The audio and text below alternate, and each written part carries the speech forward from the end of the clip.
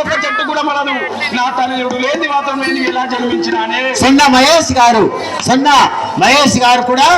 సొన్న మహేష్ గారు అమ్మవారిని కొట్టకూడదని చెప్పేసి సొన్న మహేష్ గారు కూడా 201 రూపాయలు సమర్పించారు. వారికి రేణుక మాత సదైల కాలం సర్వదా చల్లగా కాపాడను గాక.